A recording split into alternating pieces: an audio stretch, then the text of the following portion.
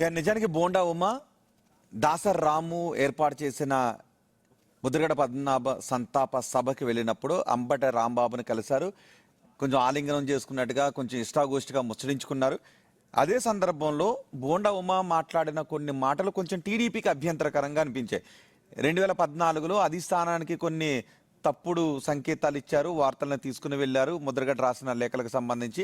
అందుకే పెద్దగా పట్టించుకోకపోవడంతో 2019 ఎన్నికల్లో ఓటమి పాలయ్యాము అనే మాటలు కొంత టీడీపీకి ఇబ్బందిని కలిగించేటటువంటి విధంగానే ఉన్నాయి. అంటే అక్కడ ఇప్పటికే కాపుల పైన టీడీపీలో కేసులు బుక్ చేస్తున్నారు, ఇలాంటి మాటలు వైసీపీ నుంచి వస్తున్న నేపథ్యంలో బోండా ఉమ అలాంటి వ్యాఖ్యలు చేయడం ఇది టీడీపీకి కొంత ఇబ్బందికర పరిణామంగా అనిపించింది.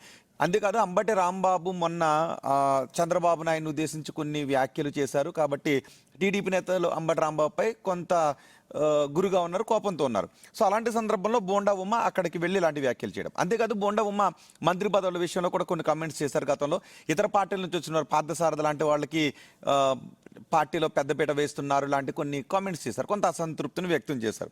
సో ఇలాంటి పరిస్థితుల్లో గతంలో పార్టీలు ఎలా ఉన్నారు, సౌఖ్యంగా ఉన్నారా, బయటికి వెళ్ళి మాట్లాడుకుంటున్నారా, ఇలాంటివన్నీ పక్కన పెడితే ఒక పార్టీ అధినేత తన లీడర్లు గ్రౌండ్కి వెళ్ళినప్పుడు ఏ పార్టీ నేతలతో కలవాలి, ఎవరితో వేదికలను షేర్ చేసుకోవాలనే రిస్ట్రిక్షన్స్ పెట్టడంలో తప్పేమీ కాదు.